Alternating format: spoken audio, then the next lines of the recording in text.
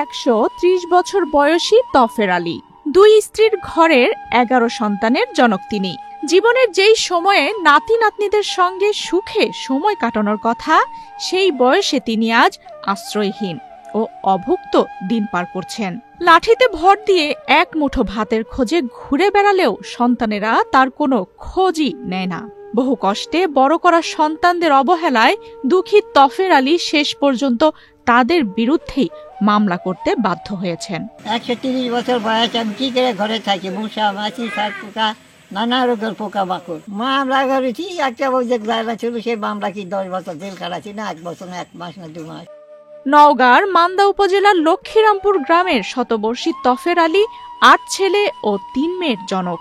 আশ্রয়ের নামে যা আছে তা এক জরাজীর্ণ ঝুপড়ি। মরিচা ধরা টিনের চাল ফুটো হয়ে গেছে হাজারো জায়গায়। সামান্য বৃষ্টিতেই ভিজে যায় বিছানাপত্র সহ ঘরের সবকিছু। কাঠামো এতটাই নড়বড়ে যে কোনো সময় ভেঙে পড়তে পারে। অথচ এক সময় এলাকায় বেশ হাঁকডাক ছিল তার।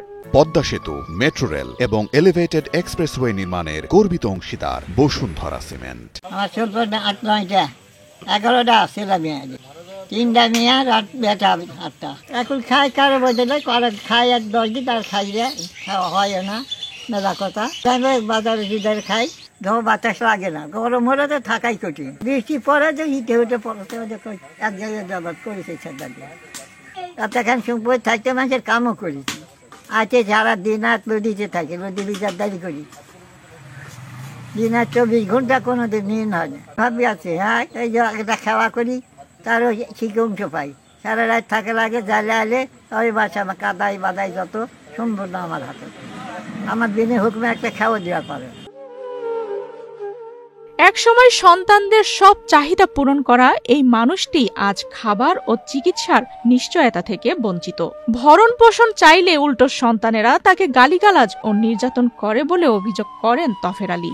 এখানে আছে ধূর্ণ জায়গা থাকে, বিয়া করে করে গেছে, কিন্তু কাকু আল্লাহর হক, এই কাকা আমি ডাকলাই দিইনি।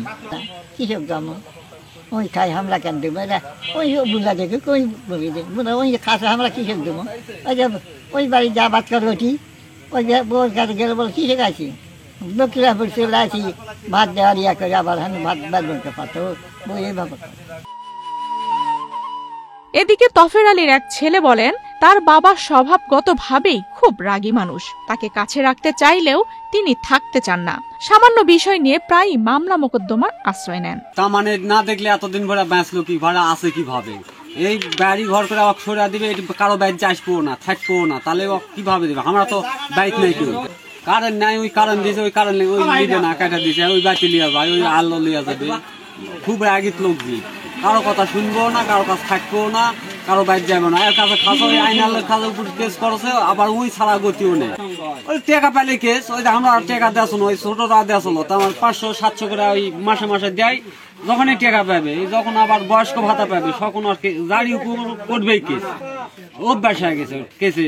আমরা এতগুলা ভাই, আমার কাছে তো শৈলপোলা আছে, আমরা তো যেভাবে হোক মানুষের কাম করি, আর যেভাবে হোক আমরা তো খাই।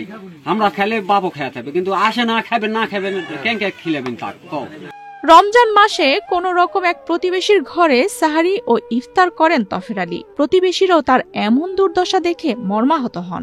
আমি আমার এই দেখা মতে তাকে অনেকভাবে দেখেছি মানুষের বাড়িতে খাইতে, আবার রমজান মাসে আমার বাড়িতে খায়। আর এখন সে তো হাঁটতেই পারে না, আসলে তার ঠ্যাং 2 দিকে 2 রকম হয়ে গেছে।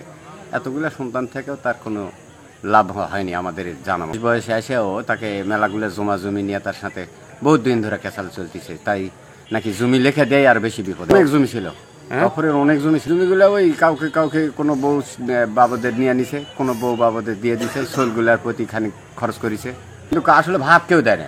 প্রতিদিনের খাবার হচ্ছে বান্ধবী ঘাটেতে হোস্টেলে চায় ম্যাঙ্গা খায়। তবে বুড়া এখন মন করেন যে বয়স খুব বেশি হয়ে গেছে, প্রায় সফার। এখন এই বুড়া হয়তো 8টা বেটার মধ্যে 1টা বেটাও ভাত দেয় না, কেউ 3টা বেটি। এখন ওই মানুষের কাছে হয়তো চায় ম্যাঙ্গা যেভাবে হোক খায়। দীর্ঘ জীবনের ক্লান্ত পথ চলার শেষ প্রান্তে এসে তফের আলীর আর কোনো চাওয়া পাওয়া নেই। শতবর্ষী এই বৃদ্ধের একমাত্র চাওয়া, অন্তত শেষ বয়সে যেন একটু খাওয়া পড়ার নিশ্চয়তা পান। বাড়ালে তো থাকাই যায় না, আগুনের মতো এতই ধপার, এতই গরম। সংসারের বোঝা টেনে সন্তানদের মানুষ করেছেন যিনি, নিজের জীবনের এই গোধূলি লগ্নের চরম অবহেলা আর অভাবই যেন তার নিত্য সঙ্গী। জীবনের এই শেষ অধ্যায়ে তফের আলী চান শুধু শান্তিতে বেঁচে থাকার সুযোগ। আফসানা রিপা, বাংলাদেশ প্রতিদিন।